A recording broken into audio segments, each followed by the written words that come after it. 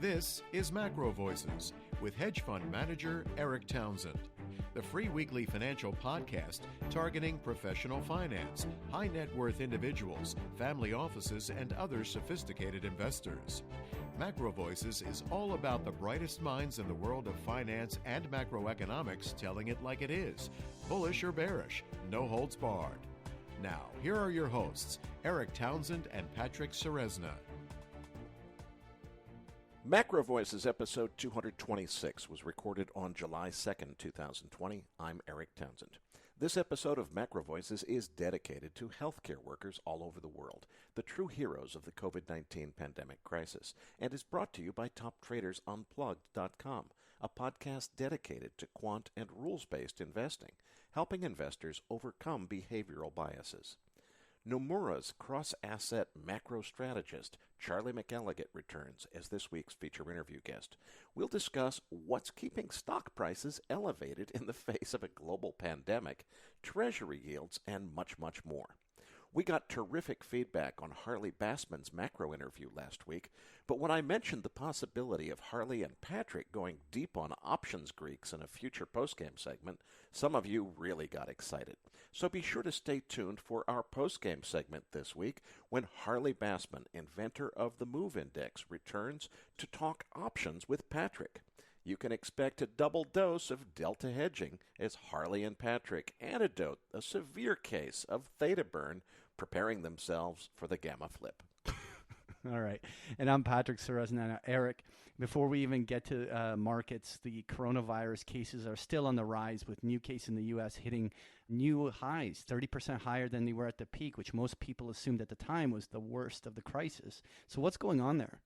Well, Patrick, we actually hit 51,000 new cases in a single day yesterday, July 1st, Wednesday, which was a new all-time record for new cases in the U.S. or for anywhere for that matter. What's going on is the peak that everybody thinks of was the peak for the United States back around April 4th. That was the peak for the New York metro area. At that point, we were at about 35,000 cases per day. Nationally, it peaked out around that level and started declining, got back down below 20,000 cases per day.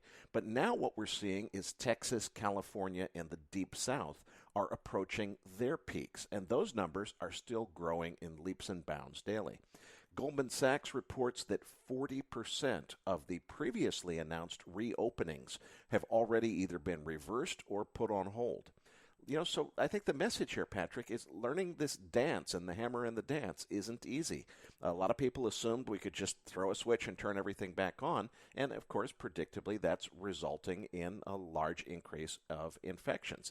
Of course, the protests and civil unrest and so forth contributed as well. Now, this is not just the U.S., it's international as well. Australia just declared a lockdown for 1 month on the second largest state in Australia, Victoria. New cases are surging all over the world. So it's not just the civil unrest in the U.S. It's new cases all over the planet. Now, skeptics keep citing this thing saying, look, the new cases are going higher, but the death count is still trending lower. So we got nothing to worry about. I just can't believe that the same stupid people are stupid in the same way so soon after they were stupid in the same way recently. Let's go back to February, Patrick. We had the same people saying, well, but there hasn't been a single death outside of China, so there's nothing to worry about. And the smart people in the room all said, look, this thing is spreading all over the world. Obviously, the deaths lag by about a month behind the new infections. So, yeah, of course, we're still trending lower on deaths. That's because infections were trending lower a month ago. And a month from now, deaths will have turned up. Inevitably, it's as obvious now as it was then, and the same people who couldn't manage to see the obvious in February are making the same stupid statements today. It just blows my mind that people can't see things that are this obvious. There's also an amazing disparity between how different countries around the globe are handling this. Now, part of the problem is the media reports the wrong statistics. They keep reporting all these countries in terms of their total infections without adjusting for the population size of that country. What we care about is per capita infections, the number of infections per million of population in a given country. Take Australia as an example, currently reporting 314 confirmed cases per million people of population. And, Victoria, their second largest state, starts to look like they're showing a few more. It's not 314. I don't know what the number is, 325, 350. It's bigger than the national average. They're saying, hey, we've got to shut it down, not taking any chances with public health. At the opposite end of the spectrum, Chile in South America has almost 15,000 confirmed cases per million of population. And although they locked down the Santiago metropolitan region a couple of months ago, the rest of the country, until just 2 weeks ago, was wide open. They didn't see a need for any more lockdowns as they got going past 10,000, 11,000, 12,000, 13,000, up to, right now it's 14,800, I think. It's almost 15,000 infections per million population. It seems like they don't think it's that big of a deal, whereas Australia's freaking out over 320 confirmed cases per million population. So, and people will tell you, too, well, it must be just a difference in testing. The Worldometers now is publishing both the infection counts, the number of cases per million population, and the number of tests administered per million population. So it's not just a matter of testing accounting for the difference. Meanwhile, Patrick, there are other outlier risks that could exacerbate the situation. I want to thank our listener Alex Duncan for calling the situation with the Three Gorges Dam in China to my attention. Now, for anyone who's not familiar with this, it's one of the biggest dams in the world, and famously, it is got so much water behind it that when they turned this dam on, when they locked it off and backed up the water behind it, that mass of water was so large that it literally slowed the Earth's rotation. So now every day is about a billionth of a second longer than it used to be just because of the existence of this dam. That's how big it is. A better way to think about how big it is more than 400 million people. That's considerably more than the entire population of the United States live downstream of this dam, including the cities of Wuhan, Nanjing, and Shanghai. And that accounts for about 30% of China's national GDP is produced downstream of this dam. It's about 20 times bigger than the Hoover Dam in the United States, with an electrical output of 22 gigawatts. That's about 30 million horsepower, or 20 times bigger than the Hoover Dam. Now, when the Chinese government first introduced this project, it was conceived of in around 1920. It didn't actually start being built until around early 90s. And at that time, the government declared that the design was so brilliant that it was going to protect against even a 10,000-year high floodplain. Then sometime later on, after reviewing the engineering, they updated that number quietly and changed it to every 1,000 years. Then a couple of years later, they changed it to every 100 years after starting at 10,000 years. So they're kind of downgrading their own estimates for just how strong this dam really is. It was constructed and completed in 2006. The electrical generation part went online in 2012. Already, that mountain of water behind it has moved the entire dam measurably. Now, it's only about a centimeter. It's not, like it's moving feet at a time. But there have been a lot of people internationally that have questioned the structural integrity. There's a new article out this week. The headline is, "Expert Says There's a Risk of an Imminent Catastrophe at this dam." Now, that was published in a Taiwan newspaper. Taiwan relations with China are very politically heated, so it may be propaganda. So it's suspect for that reason. But a lot of people have criticized this dam, and what we do know, which is a confirmed fact, is it has a warning line about 175 meters above sea level. That's as much as the dam is designed to support, and because of torrential downpours in the area, it's several meters above that warning line right now, and it's still raining. So at least some people are saying there is a risk. Now, I have no idea, Patrick, how big that risk really is. Obviously, there may be some propaganda from Taiwan in this message. The government of China says it's absolutely no problem, but, we've heard that from the government of China before. If this dam suddenly let go, most of Hubei province, including the city of Wuhan, probably Nanjing and Shanghai, could be completely flooded. In fact, Wuhan was flooded with about 8 feet of water back in the 1950s. That's one of the reasons they built this dam. If it all of a sudden let go, it would flood out, 30% of China's GDP. And furthermore, you'd have the province where they're fighting the virus outbreak. They're dealing with a second wave now in Hubei, 6 feet deep in water. And how would that be for sanitary conditions? Now, I don't know how real this risk is. But meanwhile, on the outlier risk front, there was a gentleman in West Mongolia diagnosed with bubonic plague after eating rat meat. I guess the moral of the story is don't eat rat meat. I don't know. But if we had any of these outliers come into the equation, we could see a dramatic escalation of the problem. And even without them, Patrick, I think the market mood is, hey, the worst is clearly behind us. It's all better from here. I don't think there's any reason to assume that the worst is behind us. Look at where we thought we had peaked out on infections in the U.S. at 35,000 per day, and we had 51,000 new infections just yesterday. So nothing has peaked. There's no reason to assume that we're past the worst of this. There's no reason to assume that the second wave won't be bigger than the first wave. And there's no reason to assume that a vaccine is a certainty. I think it's maybe a 50-50. Bottom line, this thing ain't over, and it's not even ending yet. But the market seems to be completely convinced, and I think very much overly complacent, that the worst is all behind us. We're going to finish opening the economy. Everything's going to be fine from here. Now, I do think we are going to continue to open the economy because people are unwilling to tolerate more lockdowns. That doesn't mean that the pandemic crisis is ending, and I don't think the worst of it is necessarily behind us. Erik, let's just move on to this S&P 500 because, more or less for the last 2-3 weeks, we've been in a market correction. We had the S&P 500 hit that peak just above 3,200, and since then we've been consolidating, but that consolidation hasn't turned into any aggressive selling. And after these job numbers today, it really looks like the market is trying to once again break out. Is it possible we're going for another leg higher here?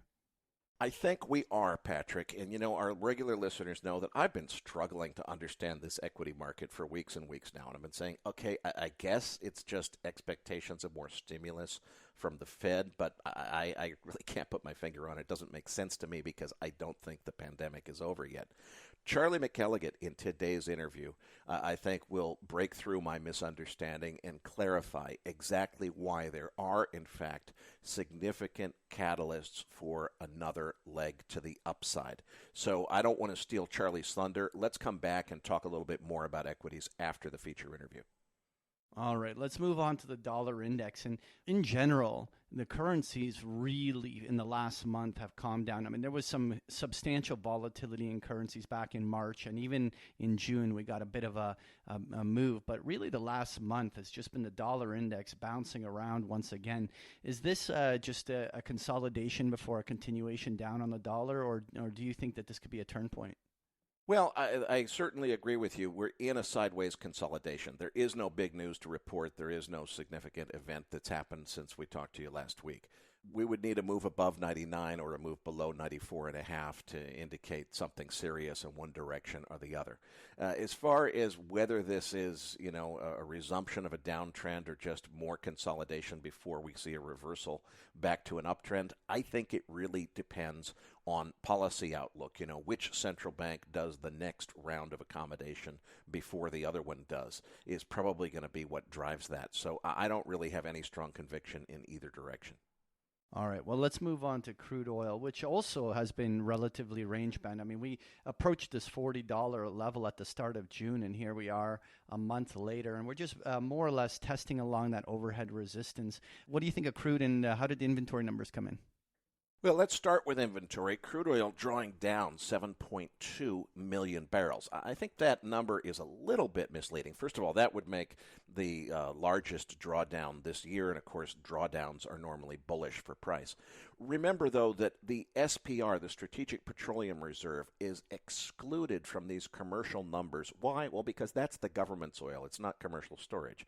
But in this environment, it really is commercial storage because the government has been leasing out space in the SPR for commercial storage. So the SPR building 1.7 million barrels, to my thinking, that really has to be subtracted from the 7.2. So you get a net commercial storage drawdown of 5.5 million barrels. That's still a big drawdown by any measure, but it's not quite 7.2.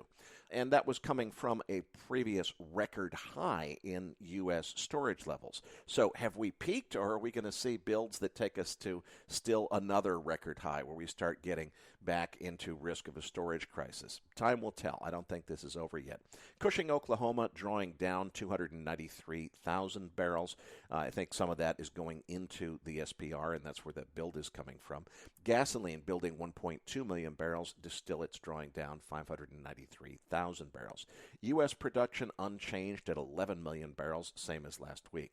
Tape action, there was really only very modest upside on the news. Seemed like the market didn't really want to move too far. And, as I've said for the last several weeks, I said watch for this rally to peak between 41 and 42, which is exactly what it did. 41.63 was the peak last week. It rolled over exactly where I predicted it would, but the downside was a lot less than I expected. We only went down just a few dollars, and we seem to really be recovering now. And I note that this afternoon's close on Thursday for both RBOB gasoline and for WTI crude oil were on highs of the day, and RBOB gasoline is often an early tell for what's to come in the crude oil market. So to my thinking, the virus data is still really clearly telling us that we have moved into a new period. I don't know if you want to call it a second wave or a resumption of the first wave. Call it what you will, but cases are rapidly increasing. We're learning that it's not as easy as people thought to just start the economy back up again without adverse consequences. And I'm sure that the death rate will turn back up after a lag time passes from the increase in cases. So I don't know why all of this optimism is there, but from a technical standpoint, if I look at the tape, it looks like the correction is ending and we're seeing more upside. We haven't quite gotten a breakout past last week's high, but we are, as we're speaking now, we hit almost $41 this afternoon, coming off of that a little bit now at about just below 40 and a half. Still, looks like the market, it's closing well above its short-term moving averages. Looks like it wants to trade higher. I just don't know why. All right, well, let's move on to gold because back on Tuesday we got the big headline, 1,800 printed on gold. It was everywhere, but gold never really followed through. We're still on the futures trading just under 1,800, around 1,790 as we're recording this. Does this trend continue here on gold? Are we going to see that test of that all-time high? Well, as you say, Patrick, I think we really have to emphasize, because there's so much, frankly, exaggerated reporting that you see on the internet. Gold really hasn't broken out to the upside quite yet. It sure looks like it wants to. It's on the cusp of that. I think there's a very strong likelihood that it will, and in the interest of full disclosure, I did add to my gold positions at 1780 on the dip here below 1800. Obviously, I wish I'd done that at 1680 a month ago when I had the chance to, but I wasn't expecting this breakout. Now, the breakout hasn't really been confirmed yet, but it looks to me like that's really what the market wants to do. We need to see a daily close above 1800 and then have it stay there for several days. We got the daily close above 1800 or right on 1800 exactly once, and it was down the next day. We're not quite there yet, but it looks to me like we're bouncing off of that little reaction down to 1780, and I'm optimistic that we may be on the verge of a breakout. Let's see what next week brings. All right, let's leave it with touching on that 10-year Treasury yield. I mean, I've been talking about a breakdown in the yield being some sort of like canary in the coal mine, but really in the last few days, we saw yields slowly gravitating back to 70 basis points, and a lot of people starting to ask the question as to whether yields will start heading back up from here. Do you have any bias as to what's happening? I really don't. No change in my view. I don't have any short-term view. I'm focused on the long-term picture, and of course, Charlie is one of the people that I'm really looking forward to asking about where we're headed in the long term. All right. Well, this week's featured interview guest is Nomura Securities cross-asset macro strategist Charlie McElliogott. Now, why did we invite Charlie back as this week's guest? Well, Charlie has a lot of insight into what's going on beneath the surface, what some of the effects of different market participants and the way that their systematic model-driven trading systems drive the market. And that really turned out to be key. I didn't know this when we scheduled him, but I was looking for, okay, who can explain to me what the heck is going on? Why is the stock market just so much stronger than I think it should be given the news flow about the coronavirus situation? Well, Charlie's going to provide that answer in this interview, and I think he's hit it brilliantly. Let's talk a little bit more about it, but we'll save the rest until after the interview. Before we get into the interview, folks, I want to remind you it would sure help us out if you could rate and review us in Apple Podcasts or on iTunes. A couple of you pointed out that our instructions for how to do so were not as complete as they could have been, so there's new upgraded instructions, step by step, telling you exactly what to do in order to rate and review us on iTunes or Apple Podcasts. And likewise, if you use some other system, whether it's Spotify or whatever, to listen to Macro Voices, we'd certainly appreciate your ratings and reviews on those other services as well. The instructions for Apple Podcasts and iTunes are in your Research Roundup email. This episode of Macro Voices was made possible by TopTradersUnplugged.com. In recent weeks, we've been reminded of the fragility of world financial markets and how quickly sentiment can shift from risk on to risk off. Once again, the mantra of buy the dip and the determination of central banks will be put to the test. But as Chris Cole recently told us, the best approach to investing in the long run is very different from what's worked best in recent decades. To help Macro Voices listeners navigate an uncertain future, Niels Kastrup Larson, host of the Top Traders Unplugged podcast, has created a guide to the best investment books of all time. You can get a free copy at toptradersunplugged.com/macro guide. And be sure to listen to my full-length interview with Niels Kastrup Larson on trend following. The download link is in your Research Roundup email. Check out toptradersunplugged.com today. You'll be glad you did. Erik's interview with Charlie is coming up as Macro Voices continues right here at macrovoices.com.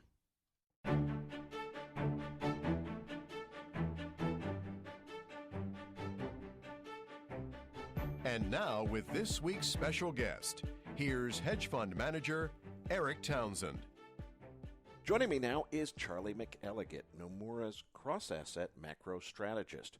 Charlie prepared a slide deck to accompany today's interview. I strongly encourage you to download it, as we will be referring to the charts and graphs that it contains throughout today's interview. Registered users will find the download link in your Research Roundup email. If you don't have a Research Roundup email, that means you're not yet registered at macrovoices.com. Just go to our homepage and look for the red button that says Looking for the Downloads, just above Charlie's picture. Charlie, it's great to have you back on the show. I recognize some of these charts and graphs because I so enjoy your daily letter, and I see that some of these charts and graphs in today's deck came from this morning's letter. I want to start, though, before we dive into the slide deck, with the big picture, which is, boy, we are facing one of the most difficult natural crises in generations. We've got a global pandemic threatening the entire world. It looked like maybe the worst of the first wave was behind us, but in the last week or so, we've seen a major escalation in the case counts around the world. Texas and California and the Deep South are all experiencing a great big resurgence in cases. And that's international, too. Victoria, Australia just announced a lockdown. Chile has just massive growth in their cases. A lot of countries really getting into trouble. Stock market, not quite back to all-time highs, but, really looking strong here. How the heck do you reconcile that? A lot of people are saying it's expectations of more central bank stimulus. Does that explain the whole story, or is there more to the picture? It's great to be back. You guys have been fantastic supporters, so we appreciate the chance to be here again. Look, I think coming out of that initial, because we're calling all parts of this experience phases, that March-April period, February-March-April period, I think when speaking with clients over that period of time, they started kind of making a checklist when you had the sentiment shock down, which, as we've spoken about so many times, and I talk about in the daily, you get a macro shock down catalyst, You get, those prior kind of short vol positions in the market that get disrupted. You have prices move through dealer gamma levels. Dealer gamma levels often coincide with trend and systematic vol control, deleveraging levels, and you get these shock downs, and then you get a shock up once vol gets rich enough and attractive enough to sell, and you get interventions through central bankers and authorities. And look, without question, the actions of the Fed and politicians around the world, central banks around the world, were a huge part of allowing folks to get, to feel supported, to feel like they could begin to get constructive again. And the kind of generic playbook of that period was, okay, well, let's start seeing the curve flatten with regards to case growth. Let's get some constructive, positive feedback with regards to, vaccine trials. Remdesivir, in particular, was a notable kind of market sentiment swing. Obviously, the liquidity operations from central banks were a big part of the deal. The truly unprecedented asset purchases, with regards to certainly just looking at the Fed as microcosm, outright buying of risk assets. All of those things were part of that market turn in that first phase one. Everybody in the world has been anticipating that you were going to get a phase two with regards to a resurgence. I think what a lot of people are realizing now is that has kind of come to fruition over these last few weeks, is that one, it's probably the phase one. It's just the extension as it pushes into the country. I think right now, and this is very tactical and very recent, within the last week, some of the stuff that we're getting from clients is that you're seeing actually some really optimistic interpretations of some very new data as it pertains to the virus. And, I will never claim to be an immunologist or an infectious diseases expert, but, speaking with clients who are paying experts to have these conversations, something that has really happened when so much of the public focus is on the bearish headline sentiment of the case growth. The equities tape over the last week or two is no longer responding to those new case record in Arizona or Texas or California. Instead, there's two really interesting points, and I'll get granular into these before we turn away. But outside of the U.S., so particularly in like northern Italy and China, there is some focus being paid to hospital studies from infectious disease teams that are showing that the type of COVID patients that they're seeing now are very different from the ones they were seeing 3 months ago. And that particularly speaks to much lower viral loads and fatality rates down significantly, down 50% in some cases, which speaks to this potential of a mutation. Viral swabs now giving soft positives, weak amounts of the virus versus that of phase one. That is something that a lot of people in the market are really clinging to right now, and that makes a lot of sense. That would be a significant development. The other is more U.S.-centric because China and Italy were kind of ahead of us. We lagged them with regards to the growth of the pandemic. The others in the U.S. is the early data out of Texas, Florida, Arizona, California, in particular. Those are all showing the ages where the case growth is mostly concentrated in is actually downshifting to the young, so like 18 to 49, which could go hand in hand with the steady to low hospitalization rates and the still declining mortality rates, despite the case growth trajectory. So I think both of those scenarios are leading to this belief that the virus had initial success, which is a really crude way of saying it was most deadly, with those who are the most vulnerable, a culling of the herd, basically. And that sets up a less bad next phase, especially when taken into context with politicians on both sides of the aisle acknowledging that they will not go back to a full stop quarantine unless things really devolve from here. And that, I think, is keeping us static and steady higher as opposed to the headline trajectory of the case growth, which looks worse and worse. Okay, Charlie, so to summarize all of that, it sounds like we've got reason to think that even though the case growth really is getting worse and continuing to get worse, maybe it's happening in a younger demographic that's more able to tolerate those infections, go back to work, continue to open the economy. As you say, whether it's a good idea or a bad idea, it seems very clear now that government officials and public sentiment are leaning toward reopening the economy. Good, bad, or indifferent, that's what they're going to do. And it sounds like you think the market is mostly discounting that kind of outcome. How does that match up with what you're seeing in some of the both the CTA positioning and the various other things that you guys watch on a more tactical level as we get into the slide deck? So I would say this, as that, phase one recovery off the March lows and the extreme overshoot of negative sentiment and, pricing in depressionary type of outcomes, which were warranted to a certain extent, even though this, some would say that this situation parallels more of an almost like a natural disaster in some ways, which could change the kind of the trajectory or shape of the curve on the comeback. Once you have that initial volatility spike, and this is what we just touched on earlier, and you get the interventions from the authorities, and in this particular case, what really mattered was not just, again, the unprecedented monetary expansion, but what really needed to happen, and we've talked about this for years with regards to kind of shaking the lazy, perpetual skepticism or cynicism around the idea of inflation or above trend growth and above trend inflation, was that you needed to see fiscal stimulus.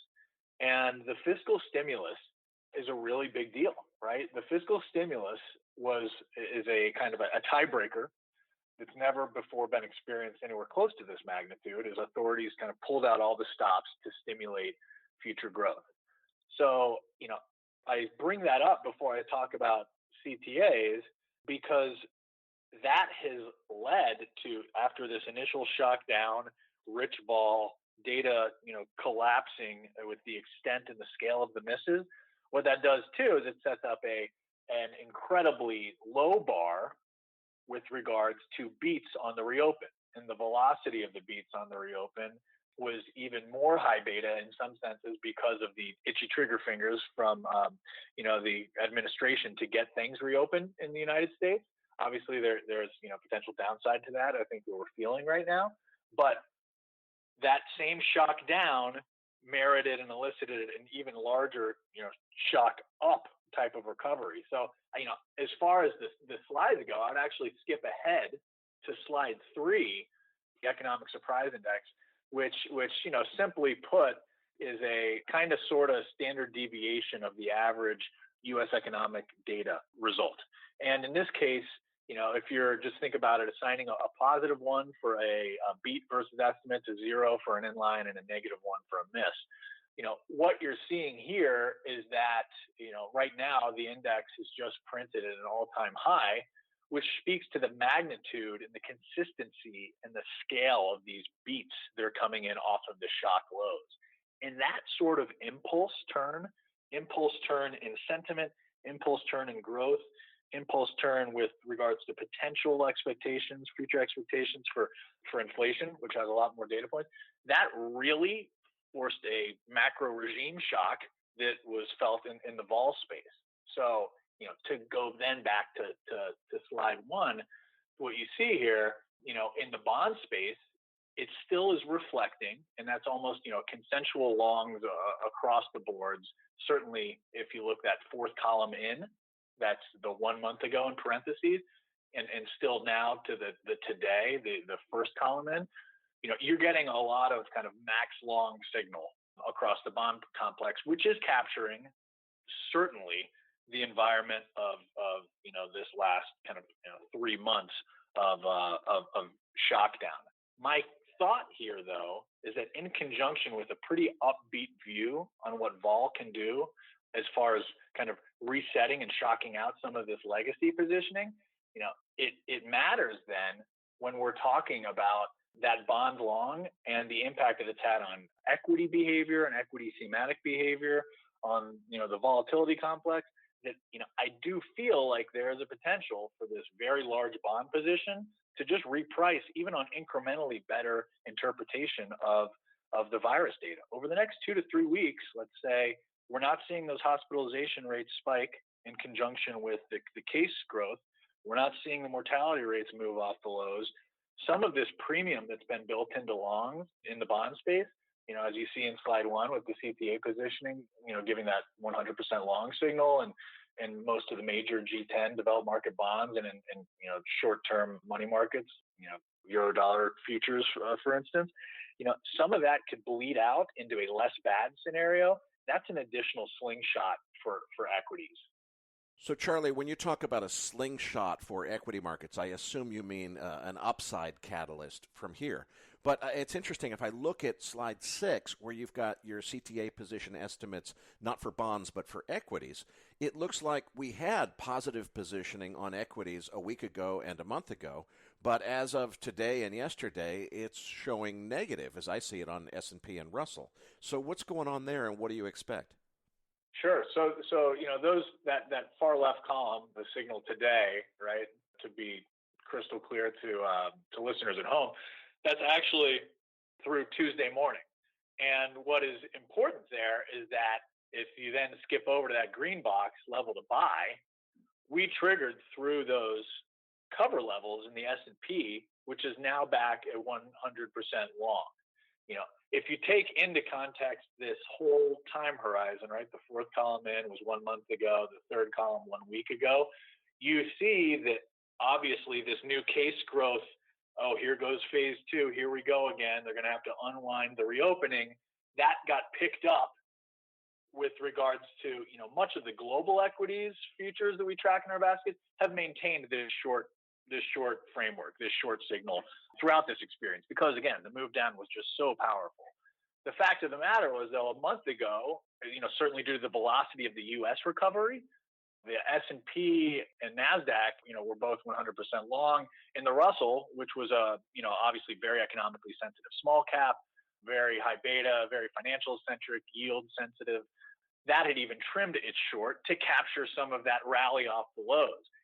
The last kind of 1 week period, shows this shifting back to a short, which is picking up that case growth fear. The news here, though, is that as of today, which is not updated in the slide, but that S&P position is back 100%, and it now makes that the S&P and the NASDAQ are the only 2 longs across the equities portfolio of 13 different global futures, while 11 are still short. And to me, if you get this less bad behavior in the fixed income market, this less bad interpretation of the virus, the less bad interpretation of pricing in a potential re-shutdown, you're going to get a yields up trade. You're going to get probably a bear steepening trade. And the bear steepening really matters for equities behavior, because then if you go back to, say, slide 2, this is now picking up what's been happening over the last quarter in agitation, right? Everybody in the world I've made a career out of talking about value versus growth. What is in U.S. factors, U.S. equities factors. Value, what has become value is basically, the stuff that is cheap, going long the stuff that's cheap, and being short the stuff that's expensive. Well, is it any wonder then that for well over 10 years, certainly since the financial crisis and even a little bit before that, value has been destroyed. Value has been destroyed because investors have been willing to pay for growth at any price, right? And growth at any price meant stuff that can grow profits or grow earnings regardless of the economic cycle. So stuff like secular growth tech, right? The high flyers in tech, NASDAQ, those types of names have just gotten more and more crowded, and they become bond proxies, right? They end up trading. They need low yields to justify their expensive valuations. They look like bonds. They've benefited from this massive bond bull market, and that's where people have been hidden. So what was a pure momentum portfolio was basically long growth, short value. When you look then at that slide 2 and see that quarter to date column, second from the right, it shows you that there's been a real agitation going on, not just in equities factors, but, from a cross asset perspective, which is picking up a real agitation, a real regime change with regards to what people are thinking about going forward. And that's, at the end of the day, that's what a dual left tail shock does to markets. When it wasn't just the pandemic in March, but it was also the crude price war. And the crude price war, which had an added kicker, of course, to the global growth picture and, gasoline consumption and oil consumption and things like that. But when you see previously left for dead value, which is all the deeply cyclical, economically sensitive stuff that people have made perpetual underweights and shorts, really starting to rip and outperform the secular growth stuff that people have been crowded into for a long time, it's telling you that something important is going on.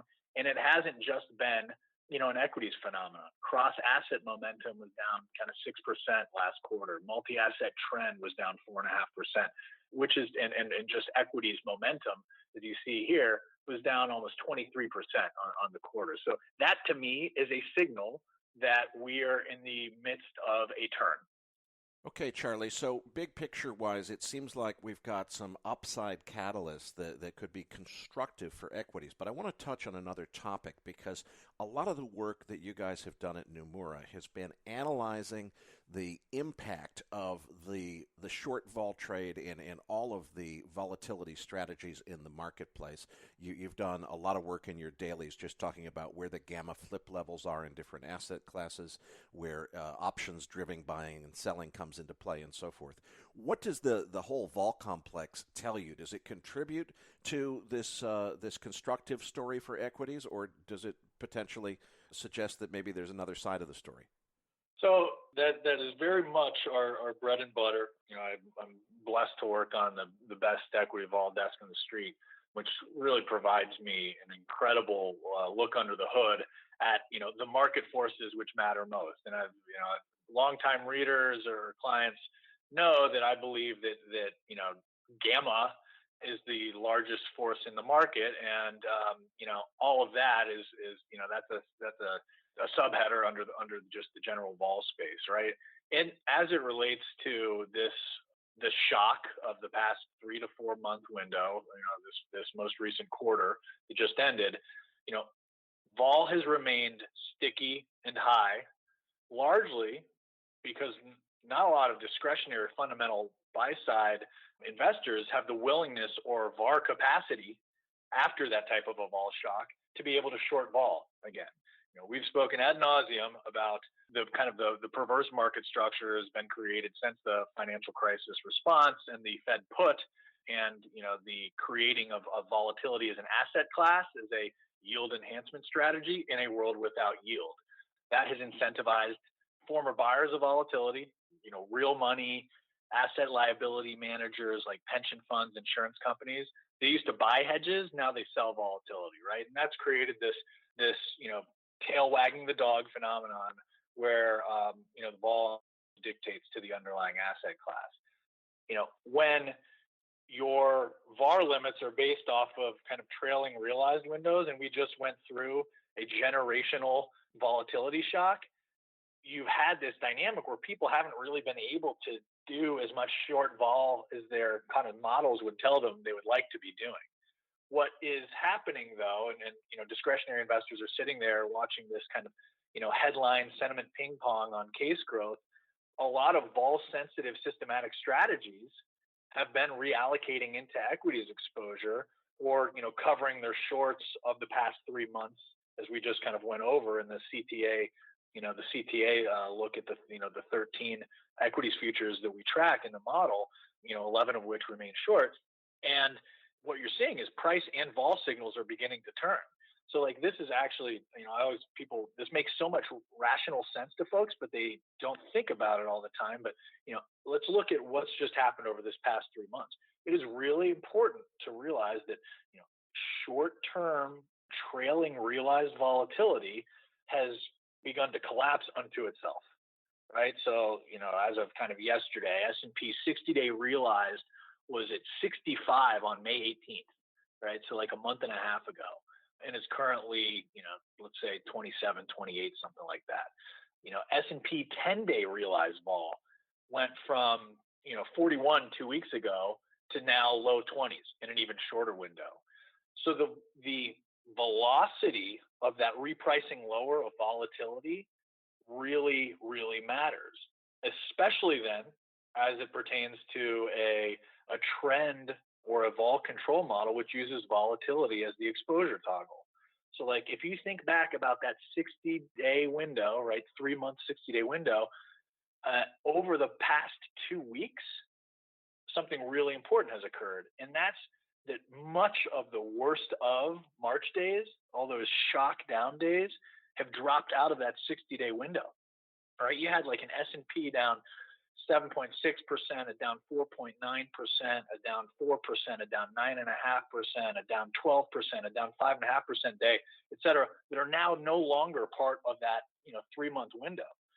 So if you're talking about like a vol control strategy, and our model looks at either the max of the 1-month realized or 3-month realized vol, and then sets a 10% allocation target, this is a really big deal because as in the post-vol spike surge, these types of strategies, this could look like a variable annuity product sold from a kind of a sleepy, insurance company or, asset manager, liquidated their equities exposure to what was like 0th percentile allocation 3 months ago.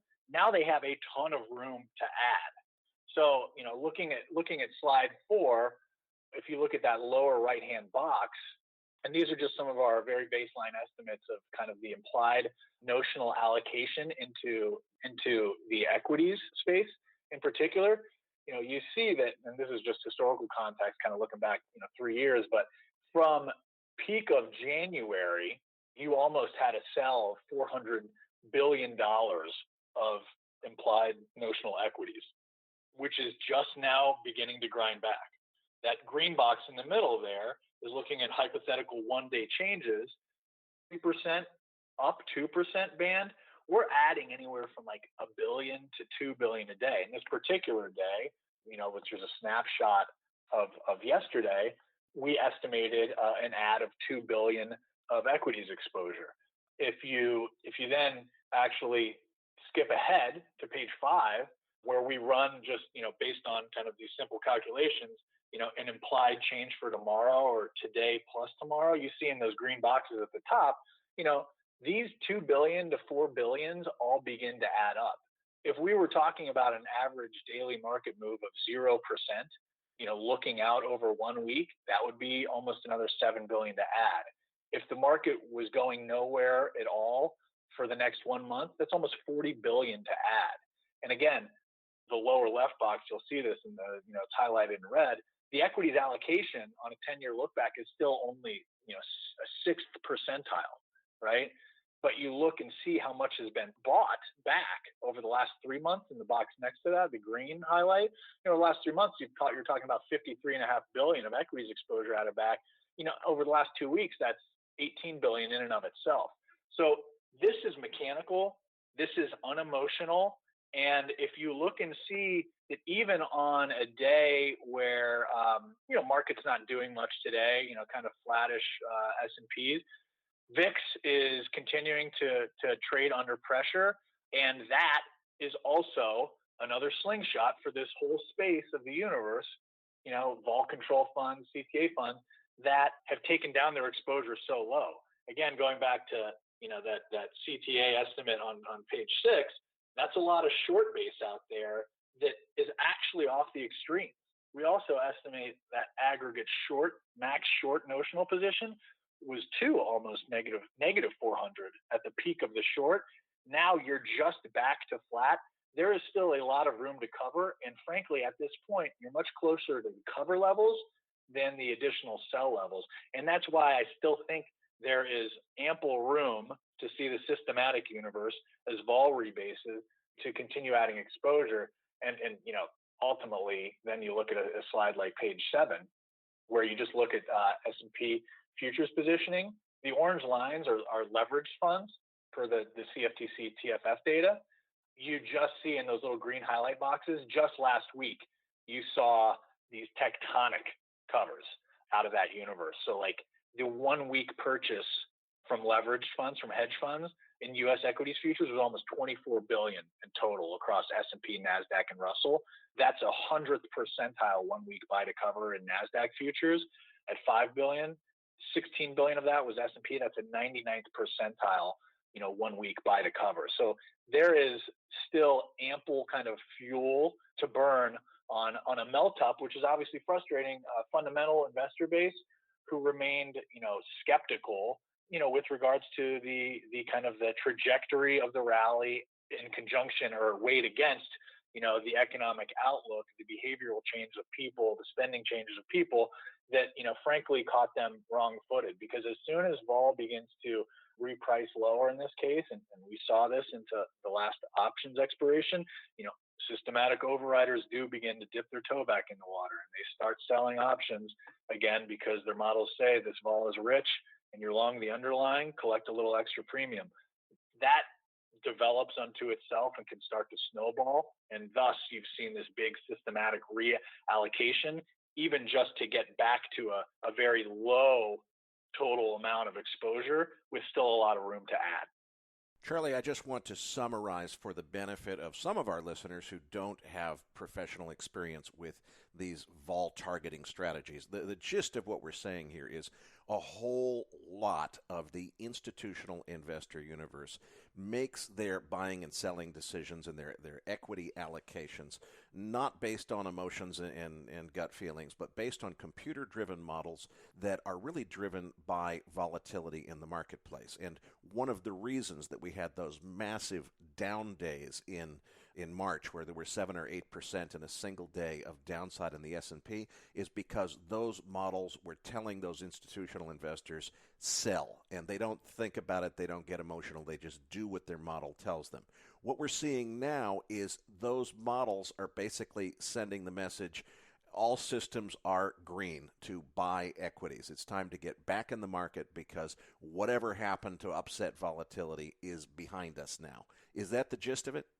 It really is. I mean, at the end of the day, anything vol control, vol target, trend, purely speaking systematically, is going to size each position set to be inversely proportional to the instrument's volatility.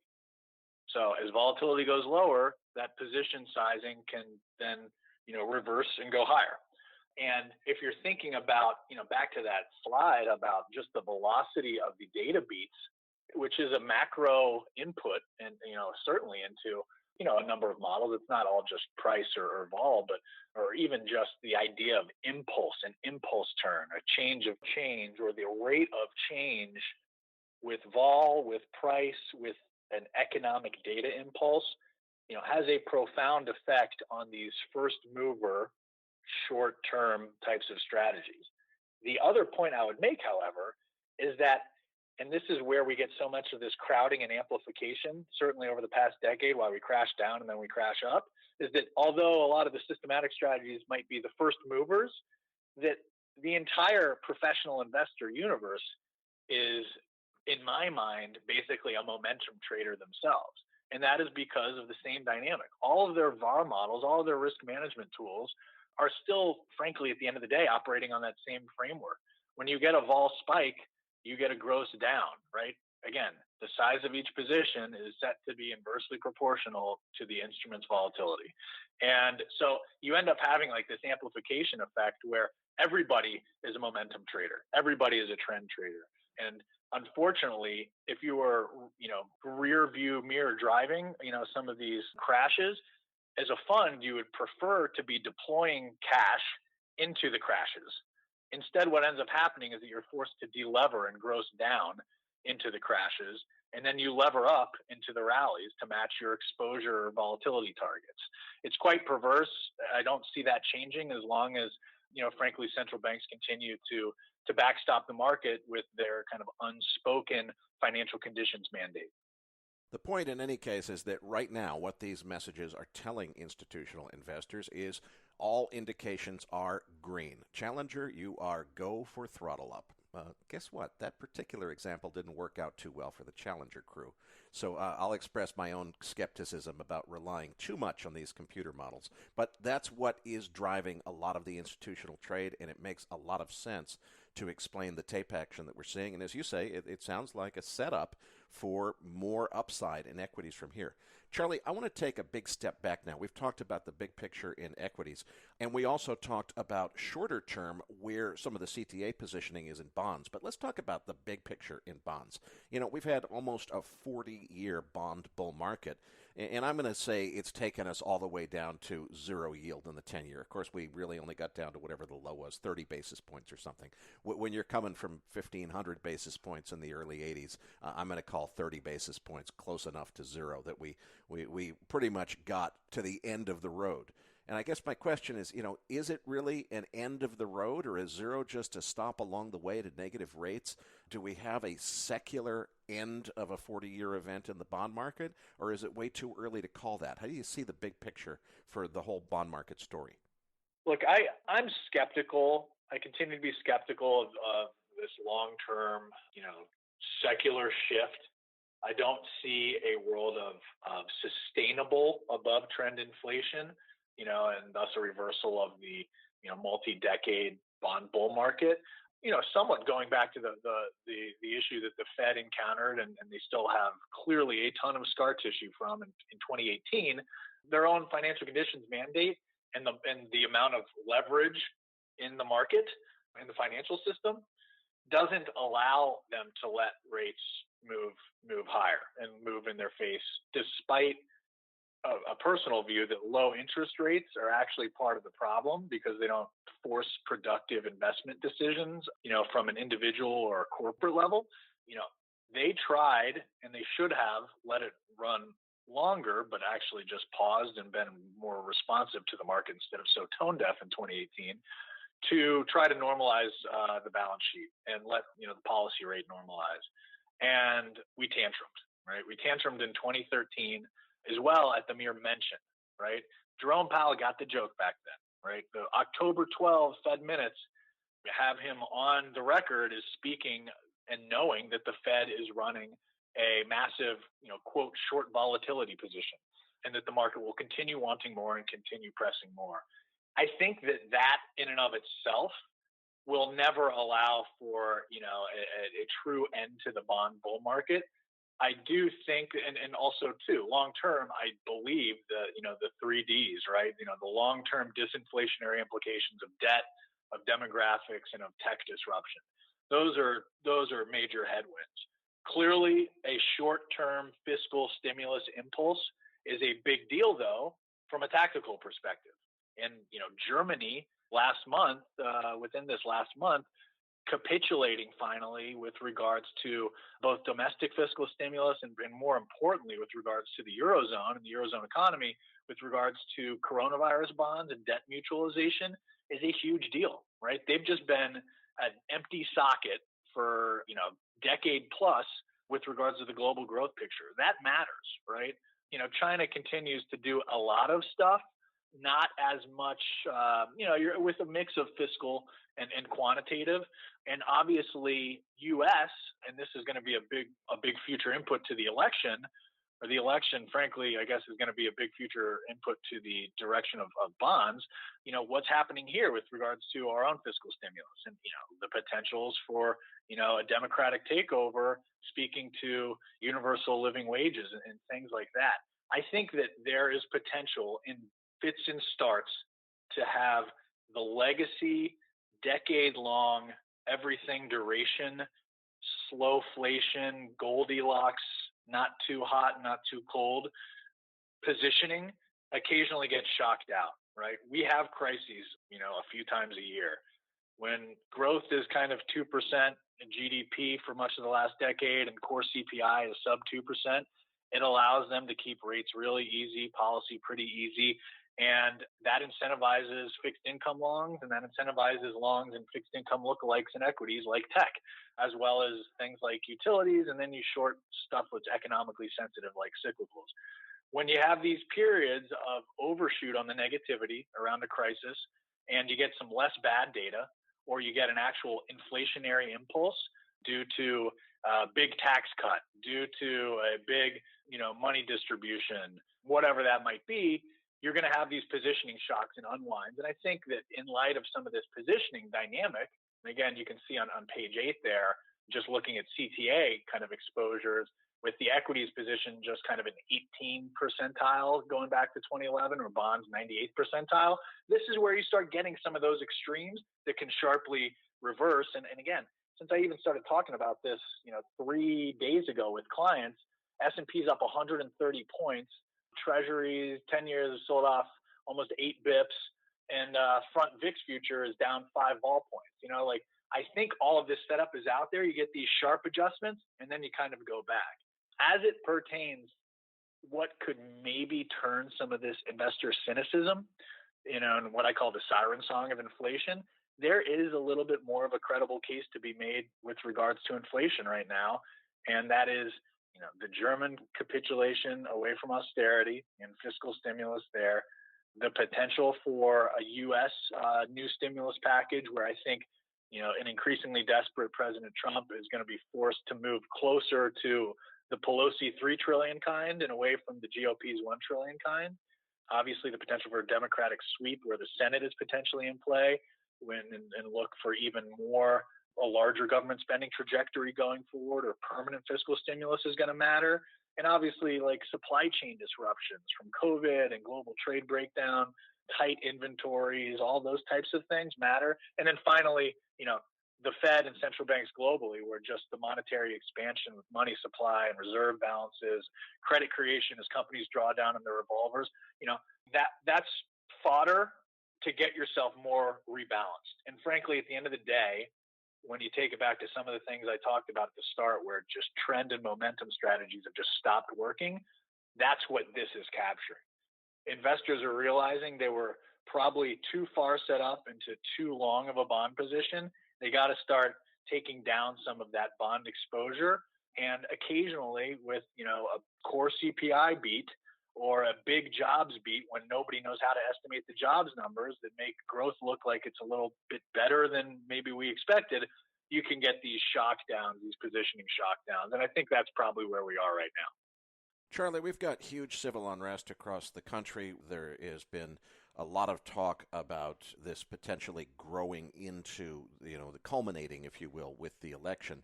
And something I've been starting to follow is a lot of analysts are saying, hey, look, there's almost no way you could have a normal November 3rd, we find out the evening of Election Day, who the winner is, because we know there's going to be a lot of mail-in ballots. We're not sure exactly how much yet, but that stuff's going to have to be counted. So unless it's an outright sweep where it's just super clear who won, it's very likely that we don't find out on election night, and it's also likely that any election result, if it's at all close, is going to be contested by whoever didn't win. And, that's going to create some more turbulence and probably a lot of escalation of that civil unrest. People, half the country is going to be very upset with the election outcome, whatever it is. How do you guys at Nomura think about that and model that into your thinking about markets? Well, I mean, certainly, in the equity vol side, you have a kink out, around that election period, as there should be. A lot of clients over the past, say, month and a half, as the unrest was materializing, which, where there was an element of the COVID anger built into that as well. So there was a little bit of a multiplier there, but you saw people doing a lot of calendar trades in vol, selling some near-term stuff to fund some stuff out around that election period, December type of long vol trades, just to kind of pay for the purchase of the long vol stuff. It still looks underpriced to us because of some of what you're talking about. I think the civil unrest stuff between now and then, which is an almost certainty, between now and then, meaning the election, is going to matter because it's going to continue to impact election odds. And maybe overly simplistic, and we have to make generalizations here, but the general kind of playbook here is that, certainly in the case of, say, a blue sweep, where, Dems have the House, they take the White House, and then, potentially better odds to take the Senate than we've seen in quite some time, there is a train of thought that says this: look, it's going to be a large capital outflow dynamic in the United States, right? It's a potential dollar shock type of a trade due to this idea that higher corporate and individual tax rates and the loss of this kind of U.S. tax haven status since the tax cuts of the past 4 years, if those were to roll off and potentially get even more punitive, which, more punitive than they were before, is a growth shock. It's a corporate profit. It's a consumer spending shock. That is a large part of that thinking that leads most to believe that current straddles around the election aren't pricing in a big enough move. I think that there's probably a more nuanced spin to that as to why it's not as big of a vol gap, even though it is, certainly kinked out there, which is that, look, some of the swing state senators that might be tilting blue are actually more middle of the road types that will be, or more moderate types that will push back on, substantial tax hikes. And, I think the thought then is that you get that blue sweep scenario, which again, to line up all three of those things is like hitting a trifecta. It's sounds easy. It's not easy to execute though. That is a trade that I think people think the market gets shocked down and gets bought probably off the back of that. The other thing I would add, Erik, is that there is also a view that around that kind of shock down, if the market were to go vigilante, the Fed stands ready. And if you don't think that the mechanical processes that have been worked out over the course of the past month, with the Fed now being a top 5 holder in many credit ETFs, it was a test drive for equities purchases, you're wrong. I do think that a lot of that logistical workflow has been dealt with. There have even been kind of workarounds with regards to the language of the vehicle, of the special purpose vehicle that's doing the purchases, that potentially could create the workaround that previously made it something that needed to go to vote or law changed with regards to purchasing equities. I think those thoughts are out there. And also part of that is the potential, not just, something kind of passive like yield curve control, which the Fed has discussed, which means it's been discussed, but have said no for now. But certainly too, in a real doomsday plan, say, the market tantruming after a blue sweep plus a more, COVID stickiness out there, and a lot of parents rushing their kids to the emergency room in the fall around the election time because they have a sniffle. If we're really tense, it wouldn't take as much, and certainly I'd say it's a non-zero potential that, you could have a big enough shock where the Fed would do the seeming inevitable and do negative rates. That's, it's not a high probability scenario. It would require a tremendous financial conditions shock, but it's non-zero. Well, Charlie, I can't thank you enough for a terrific interview. I've also become a huge fan of your daily letter.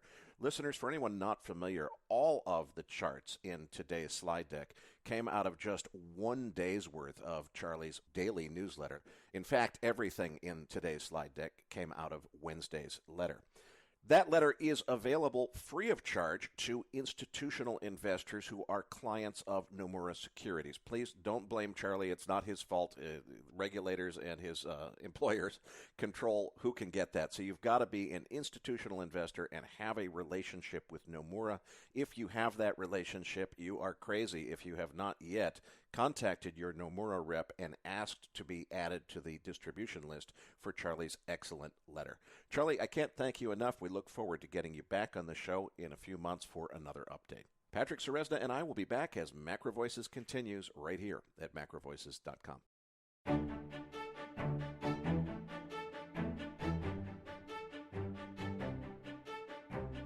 MacroVoices is a listener-driven program.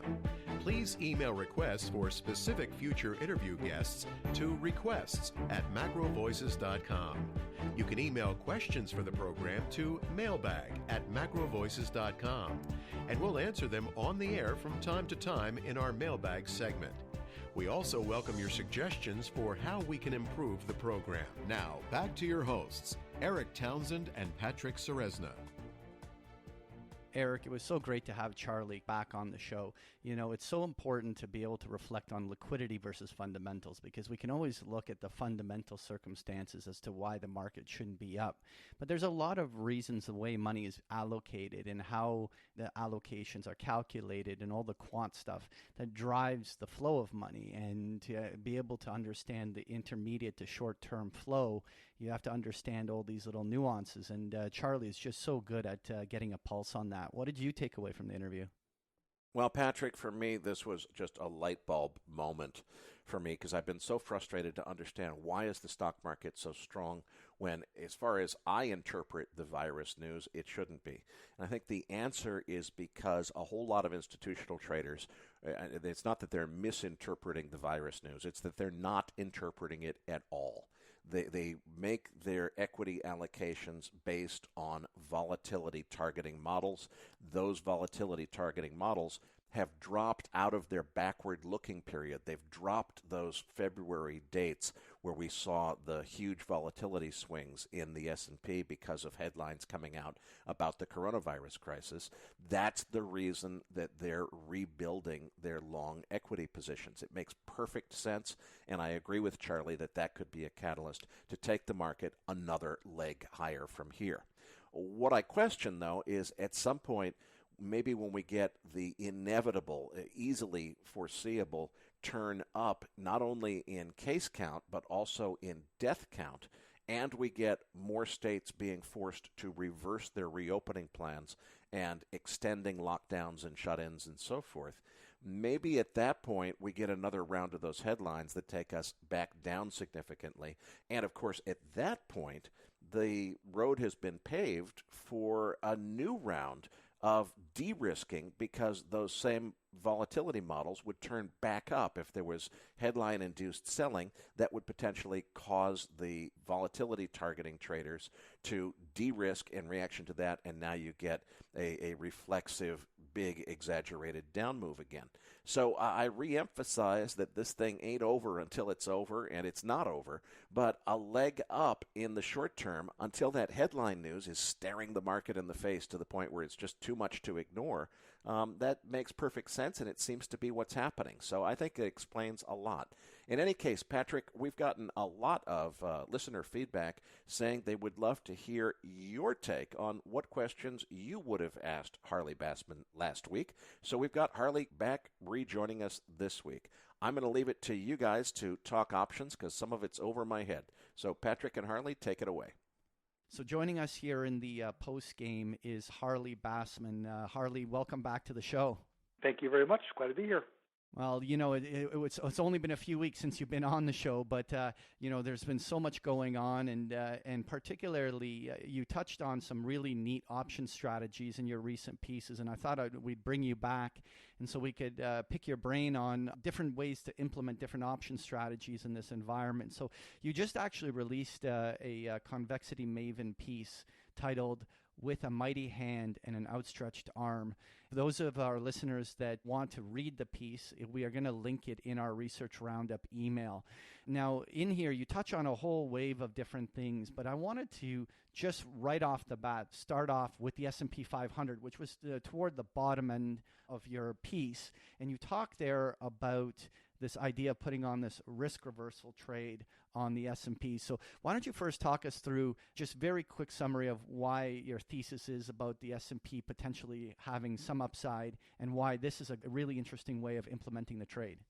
You know, it does seem crazy to be bullish on any equity, financial asset right now with unemployment still very high and, you know, the virus still, you know, early stages of the pandemic.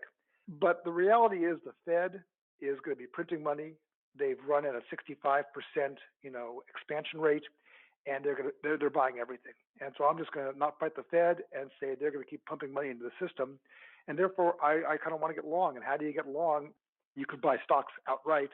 What I said is to put a risk reversal where you buy an out-of-the-money call and sell an out-of-the-money put for basically a zero cost.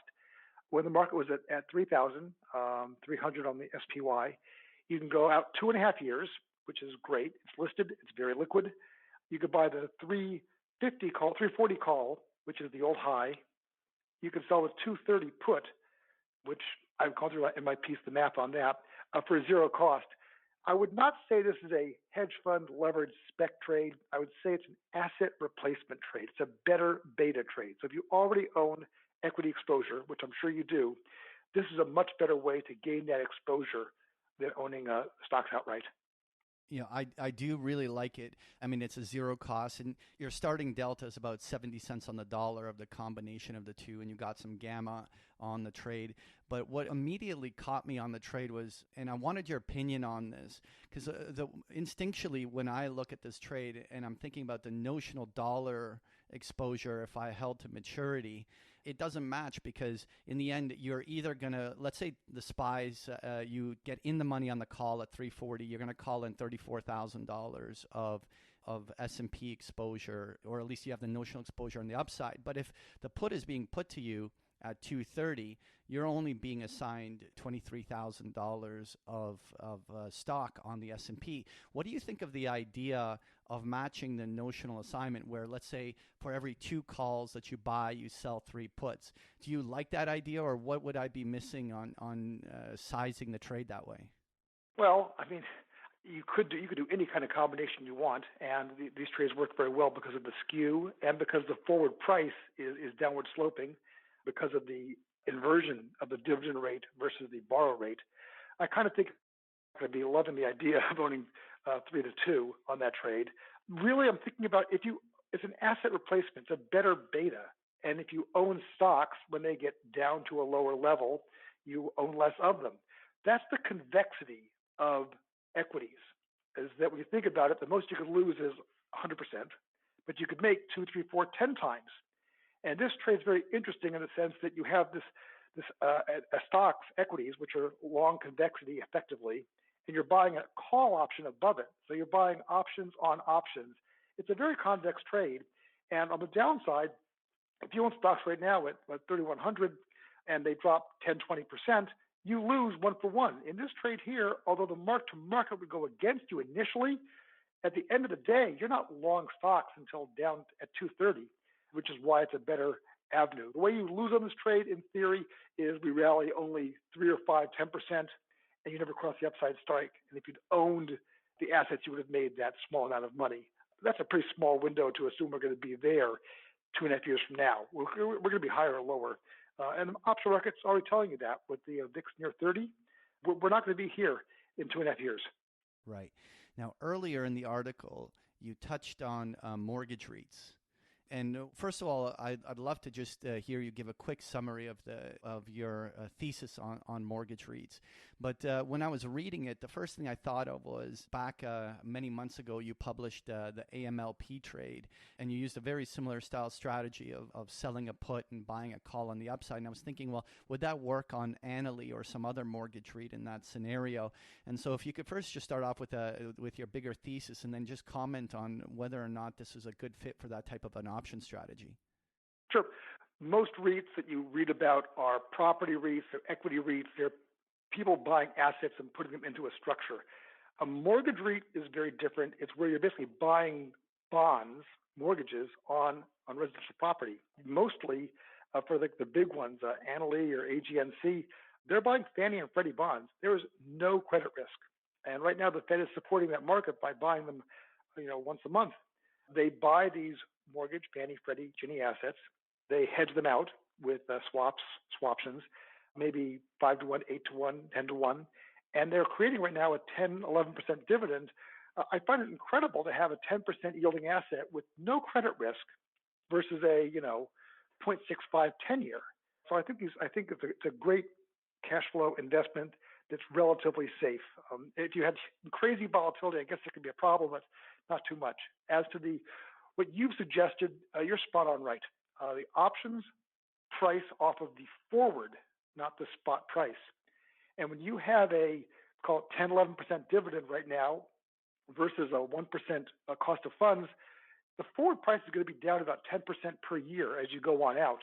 And so you could create structures where you actually buy calls struck under today's current price and sell much further out of the money puts for zero cost. Now you're giving up the dividend because you're embedding that dividend into the option structure. but it's not a bad strategy at all. You got to be careful to make sure that the options are pricing correctly. But in general, you are spot on right with the concept. Well, touching back on the AMLP, has your position or opinion about that space changed at all, or do you still think it's an opportunity? Do you still think that there's room to put on a trade even at these lower levels on that AMLP? AMLP is very interesting right now. I will say it has not worked as expected. There's an oil component. There's a credit component. Our sector is cheap, but I would not be adding to it. I'm holding what I have right now. Some of the calls on AMLP are inexpensive. For that particular asset, I would do the calls only and not sell the puts. They will be very cheap versus the value of the asset because they have a very high coupon on that ETF. And it's very liquid also, which is very helpful. Right. So what I wanted to leave the conversation, or the last topic to touch on, is taking into account today's volatility conditions. We've covered in past episodes this idea of going along volatility with things like back spreads. But when we were having a conversation, you were pointing out some of the volatility risks in these heightened volatile periods that could sting you in a period where volatility could normalize. And so I wanted you to just comment on today's volatility conditions in the options market in general, and what is the strategy that is in these types of market conditions ideal for the type of volatility we are seeing in the markets? Back spreads, or 2x1s, as I refer to them, great idea. But they're really well suited for when vol is low. The VIX is low. The VIX at 12, it's a home run to go and sell one option and buy twice as many because you're getting long optionality at a low implied vol. Right now, the VIX at 30. And long Vega, right? And so you're getting that kicker of the volatility works in your favor, right? Exactly. With the VIX at 30 and the long-term average at 21, I'm not loving owning two options at 30 versus only being short one of them. It requires an awful lot of management to make that trade work. It can be a winner, but it requires a lot more management. The trade I love right now is basically specifically selling on SPY, selling the 240 put for October, and buying the 225 put for December. Ordinarily, in an options on SPY, the term surface points up. So a longer dated option has a higher implied vol. Also, the skew points, down, up. And a more out of the money put has a higher vol. So a longer maturity, lower strike option should trade to a much higher implied volatility than a shorter option. I could sell the 240 in October, buy the 225 in December, basically flat vol right now, which is rather impressive. Trade costs about a point and change, 0.10, 0.15. And on top of just the ordinary surface being, kind of interesting for me, I'm short October, I'm long December. This trade carries very well. We could stay up or down, up 10%, down 20% from now to September, October, and this trade will actually lose no value at all because of the decay pattern. And if things go really haywire, I own that downside put at a very cheap price. You do have the risk, in theory, of losing 15 points because you're short the 240 and long the 225.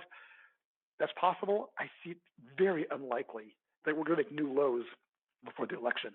I was about to say, you mentioned the election. I thought it was really interesting that it's almost like an election play because the one option will roll off before the results of the election, and you have the other one long through the election. I mean, was that in your thought process when you were picking those two? That's exactly my thought. I basically get to own the election risk. I won't say for free, but the trade is positive carry. We don't move. This package goes up in price. So you think about that. You get to own positive carry to own the election. This election, I guess it could be something. It could be simple, but I don't think so. It's already pretty rough, and it's going to get rougher, after the summer. Harley, I cannot thank you enough for taking the time out of your day to join us right before the long weekend to talk options, but great insights. Thank you very much, and we look forward to having you back on the show in the future. Thank you so much. Have a good day. This episode was made possible by TopTradersUnplugged.com. Remember to get the ultimate guide to the best investing books ever written at TopTradersUnplugged.com/macro guide. For information on sponsoring Macro Voices, please visit macrovoices.com/sponsor info. Listeners, be sure to register a free account at MacroVoices.com. The benefit to you is you'll receive our Research Roundup email, which provides you with all of the best free content that we could find on the internet each week, including downloads associated with our guest appearances, as well as, of course, our post-game chart books. Patrick, tell them what they missed in this week's Research Roundup. This week, you're going to find the transcript for today's interview with Charlie, as well as the chart book that he shared throughout the interview. You'll also find a link to the Harley Bassman article we discussed here in the postgame. There's also an interesting article from Variant Perception about the U.S. recession, maybe shorter than expected, and a link to an article from Bill Blaine putting perspective on Tesla and other automakers. So you'll find this and so much more in this week's Research Roundup. That does it for this week's episode. We appreciate all the feedback and support we get from our listeners, and we're always looking for suggestions on how we can make the program even better. Now, for those of our listeners that write or blog about the markets and would like to share that content with our listeners, send us an email at researchroundup@macrovoices.com or tag it with the MVRR hashtag on Twitter, and we will include it in our weekly distributions. If you have not already, follow our main Twitter account at MacroVoices for all the most recent updates and releases. You can also follow Erik on Twitter at Erik S. Townsend, and myself at Patrick Ceresna. On behalf of Erik Townsend and myself, thank you for listening, and we'll see you all next week.